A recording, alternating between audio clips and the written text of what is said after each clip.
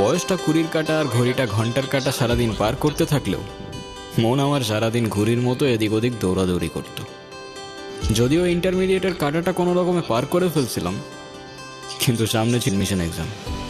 তো এত কিছু বলার কারণটা হচ্ছে এইটা বোঝানো যে আমার মাথার উপরে অনেক চাপ, এবং যেইটা আমি একদমই নিচ্ছিলাম না। ছোটবেলা থেকে ইচ্ছা ছিল সিনেমা বানাবো, বানাতামও টুকটাক ভিডিওস, ওই কাঁচা হাতের ইন্ডিপেন্ডেন্ট ফিল্ম মেকার যাকে বলে আর কি।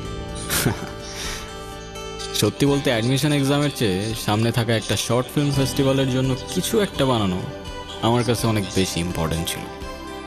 তাই তো বই পড়া বাদ দিয়ে বই লিখছিলাম, মানে ওই গল্প আর কি।